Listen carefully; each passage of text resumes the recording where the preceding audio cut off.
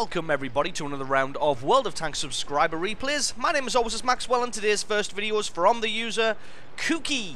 That's Kooky, and he's driving the KV-220 on a standard battle on the Northwest. KV-220 used to be a super rare beta tester tank. Pretty sure it was only available on the Russian server. Correct me if I'm wrong on that one. I'm sure some of you will in the comments if that is incorrect, but I'm fairly certain that it was a super rare beta tester tank on the Russian server. But recently it went up for sale on the European and North American servers. You were able to purchase this bad boy along with 10,500 gold and some other fluff for, I think it was about £40, 50 euros, something along those lines. And this thing is a bit of a beast. It's a tier 5. It does get a little bit of preferential matchmaking, so it never sees anything past tier 6. It has the same hull as the KV-3, so it has ridiculous front armor, side armor and rear armor, but the gun it gets is almost exactly the same as the stock KV-1 gun, except it has a little bit more penetration. I think the damage is about the same there. As you can see, just taking on the Panzer III and the T-28 head on, and there's nothing that those guys can do. They can't even hurt him. In fact, even just ramming him there, only able to damage the tracks. He takes absolutely no hit point damage whatsoever, and that's Kooky picking up a quick 2 kills and 600 damage. So if you look at the enemy team, there's only a few tanks over there that can actually hurt him. So there's only a few of them that he actually has to be careful of. The Pak 40 there not really being careful enough and paying the price there, getting himself taken out, and that becomes kill number 3 for Kooky. So the enemy team's pushing up fairly hard on the right-hand flank, so Kooky's just going to drop back and use himself as a bit of a deterrent there. Finds the T-34. T-34 not able to do any damage to him. He's probably just got that quick-firing gun. I think that's only got about 70-something mils of penetration on the front armor of this thing is 100. So yeah, there's no way that the T-34 is going to be able to hurt him. He's got to be careful of the BDR though. So I'm pretty sure the BDR gets a mean cannon as its top upgrade. So I'm going to have to play this one a little bit carefully. Angle his tank, but nope, there you go. You see, BDR able to put a shot straight through the front of the KV-220 there. Really got to try and take this guy out as quick as possible. Just ignore the Type T-34, because there's not really much he can do, although it looks like he's getting some damage through. Maybe he's firing gold rounds, or he's just able to find a nice weak spot there. Maybe not though, as the rest of his shots just bounce, and that is curtains for him and kill number 4 for Kooky. Got to try and take this BDR out while he's looking the other way, and indeed he is able to do that, as the BDR was one of the only tanks on the enemy team that posed much of a threat, and that becomes kill number 5.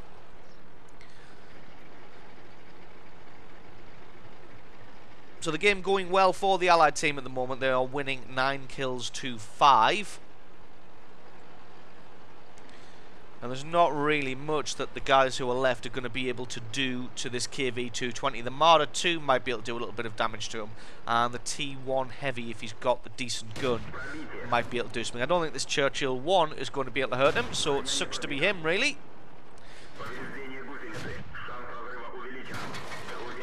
So it's just going to be a case of sitting here, finding the weak spot on the Churchill 1, and putting rounds through over and over again.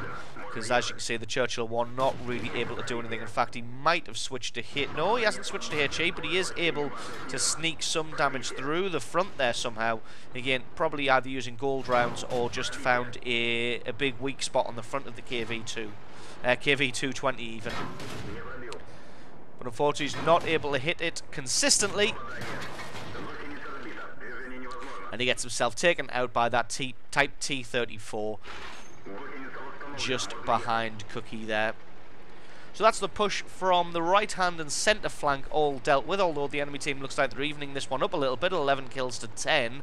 It was 9 to 5 a moment ago, so it looks like they are winning pretty substantially in the north there. So Kooky just going to have to drop back and try and see if he can fend them off a little bit, because all the Allied team has now is himself this Type T-34 that's on 12 hit points, and that Valentine anti-tank in the cap circle. the Allied cap circle. Not really sure. He may be AFK, to be honest, because I don't think I've seen him move for the entire game. So really, it's just 2 of them against the 4 of the enemy team, and that Type T-34 is not really going to be able to achieve much, as he's just 1 stiff wind away from falling over. So just going to make their way back to the cap circle and try and defend off this push that's coming through the northern flank. In fact, we're just going to speed this up a little bit until we get back into some action, because as you can see, the KV-220 not known for its speed or agility, and they're not really able to reposition very quickly at all, as you see, going uphill here at less than 10 kilometers per hour. And the Type T-34 gets a little bit too far, a little bit too close there, and gets himself taken out. The Elector and the T1 Heavy coming down off the ridge there. Luckily the Elector didn't take any damage, but he's not really paying attention and gets himself taken out. And there the KV-220 of Cookie has been spotted. He's now going to have to fight with this T1 Heavy. Doesn't have the gun depression to be able to get on target to that T1 Heavy.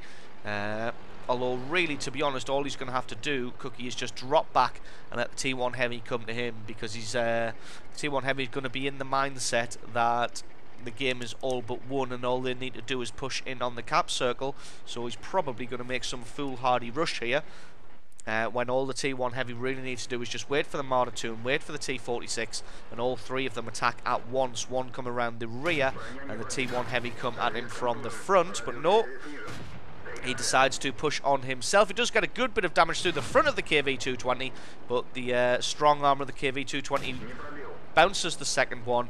But as you can see, the terrible penetration of the gun coming into effect here, and then finally able to get a shot through the front armor of that T1 Heavy, and that is curtains for him and kill number 7 for Cookie.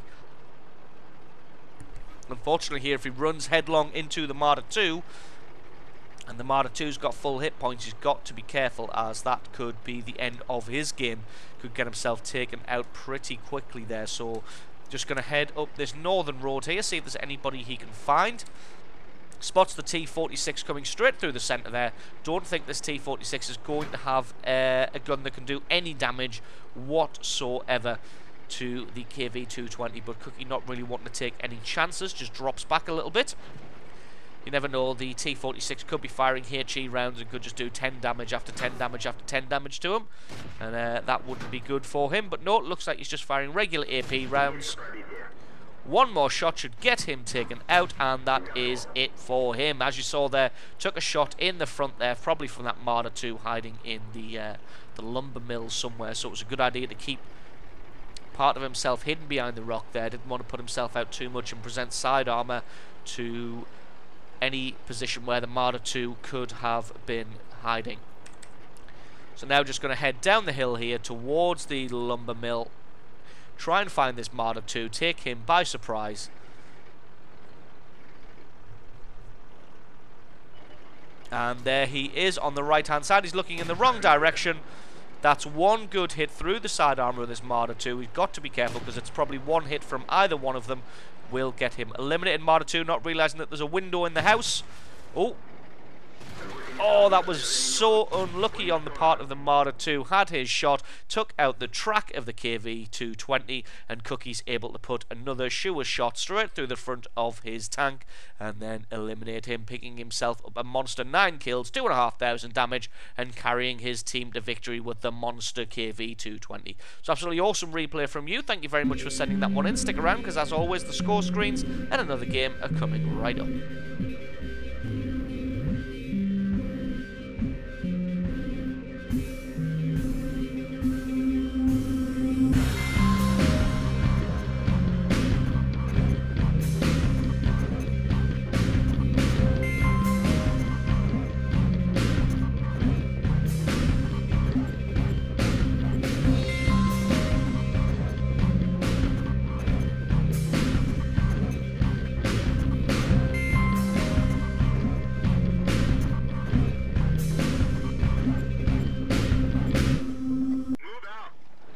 And our second replay of the day is from the user Kill Engage. That's Kill Engage, and he's driving the T-49 on a standard battle on the airfield. T-49 being the Tier 5 turret tank destroyer for the Americans.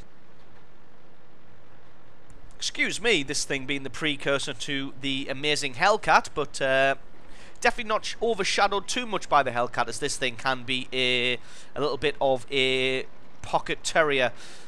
This thing is definitely, when used correctly, can be a deadly little tank destroyer. It's got terrible turret traverse, but it has fantastic straight line speed. It loses a lot of that speed in the turns, but the penetration and rate of fire of the gun that it has makes up for the terrible turret traverse. But this thing, when you use it properly and position it in the right places, it can definitely be used to great effect in any game. As you see, he gets himself into a great advanced position here, and is able to spot the enemy as they move into position. Gets a good bit of damage on that Panzer Mark III there. Panzer Mark III was about to back off and then realised that he was getting shot in the head, so did the smart thing there of actually moved forwards.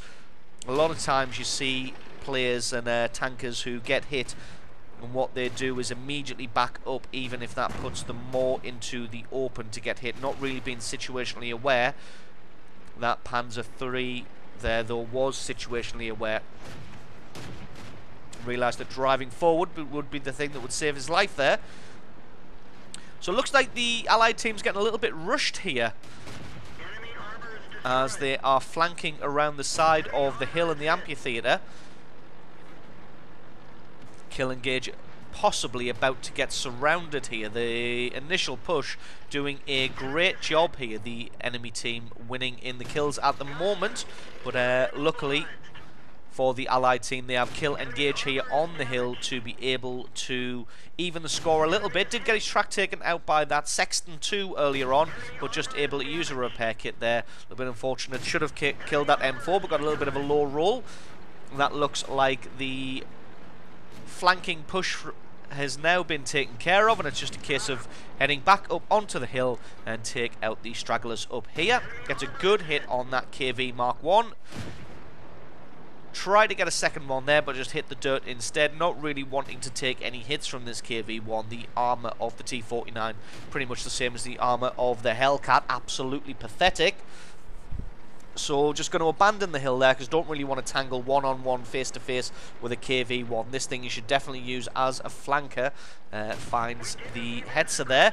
Luckily for the Hetzer, his gun mantle gets hit. Unluckily for the Hetzer, Kill Engage's second shot hits him in the lower plate, and that is kill number 5 for the T-49. So that's the centre sort of dealt with, although the score is pretty even at 10 kills to 10. He's just going to relocate to the opposite ridge there, get a shot on this KV-1. Not really able to get anything through the front, but his second shot is a lot truer, able to get some damage through and take him out, and that's kill number 6 and his Top Gun medal. Although again, the score is still even at 11 kills to 11, so the rest of his team not really having a very good time of this one. The enemy team still has that Stug 3 and that Marder 38 ton, who are pretty good players. Then they've got the Valentine and the Sexton.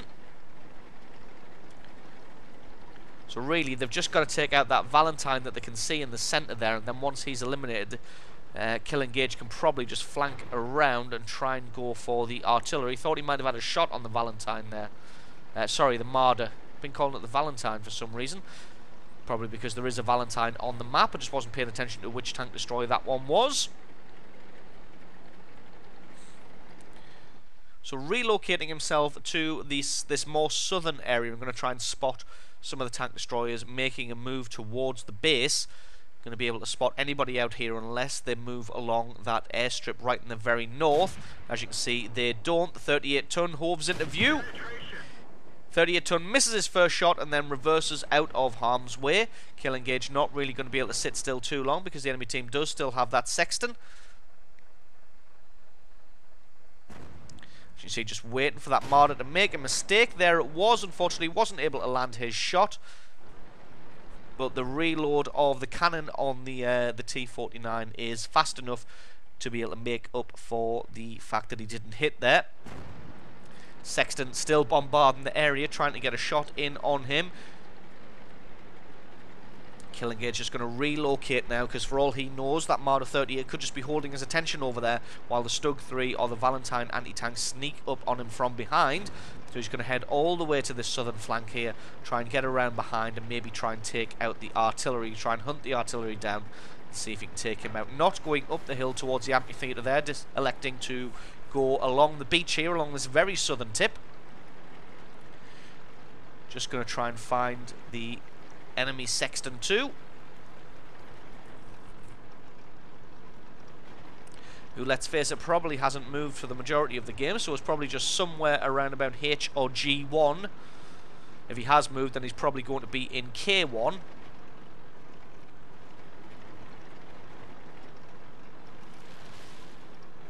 Just a case of hunting this guy down, trying to find the Stug 3 at the same time, because there's no good coming up on the Sexton and then being taken out by the Stug.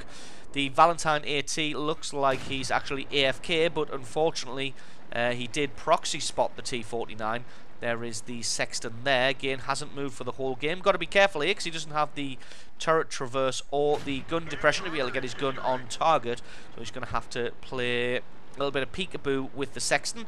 Maybe try and get him to have a terrible shot, hit the ground, and then he's going to be able to come around and take him out. But no, he's deciding that he doesn't want to play peekaboo with the Sexton. What he's going to do is just drop back, fall away, and try and lure the Sexton 2 out of position.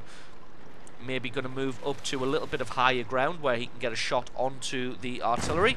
But no, it looks like the enemy team has started a base capture. That Sexton did fire in the end there, but the enemy team started that base capture, so he's really just got to head back and try and decap that. Stug 3 comes into view here, but he can't really... Well, he's got to play it carefully here. He can't really present his rear armor to the Stug, as the Stug will just tear him apart. But he can't really ignore the base capture that's happening.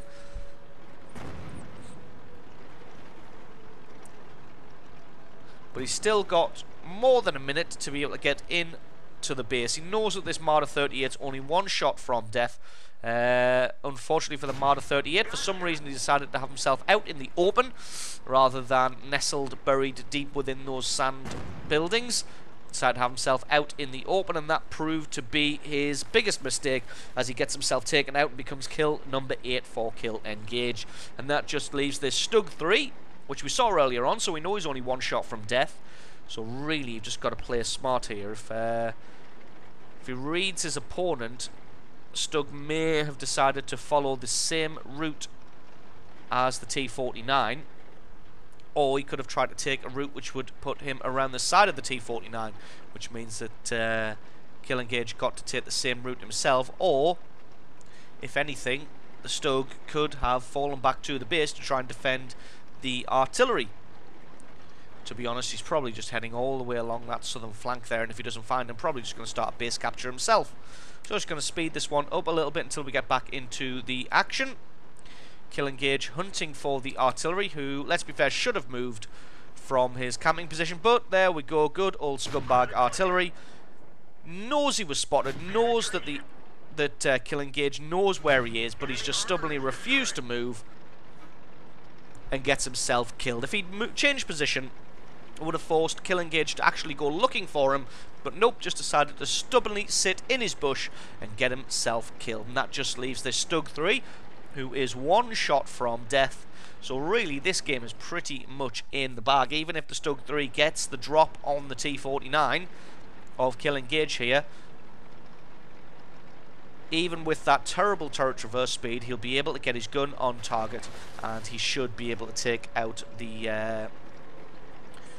Stug 3 with relative ease. Even if he gets tracked and the Stug gets a couple of shots into him, he should still have the hit points remaining and the turret traverse speed to get his gun on target and take out the Stug. So just going to speed this one up a little bit until he gets up to the base. At least the Stug not making the stupid mistake of the Marder here, not sitting out in the open. It looks like that Stug is actually somewhere hidden, nestled amongst the buildings. As you can see, he is there. Just going to try and flank around. There we go. The Stug gets a good hit on him. Took out his track, but just used that repair kit, gets his gun on target, takes his shot, and that is kill number 10. 1600 damage, and carried his team to absolute glorious victory there. So awesome replay there from Kill Engage. Thank you very much for sending that one in.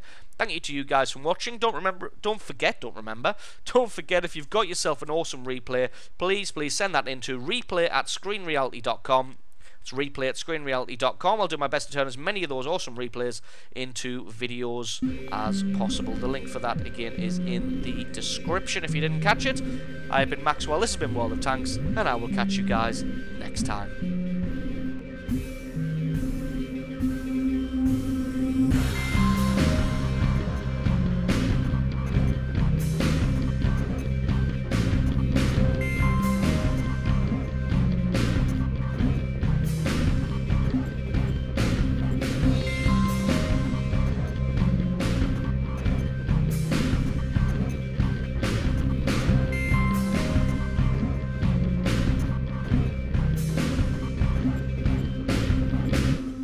It wants wood and you just need a hole. Yep. Any hole's a goal. Now where's the cooker? Wait. Hey. What are you gonna do to the cooker? after a statement like that? I'm gonna fuck it, mate. Gonna put his pork in it. You're gonna put your pork in the cooker? Yep. Fair enough, can't argue with that. Especially not Cook. when you got a giant iron sword. That's true. I'm just Scottish knob in a cooker. Yep. Can't argue with that. Yeah, I'm not gonna argue with a man with his cock in a cooker. No, I wouldn't. And now I'm just cooking me chicken.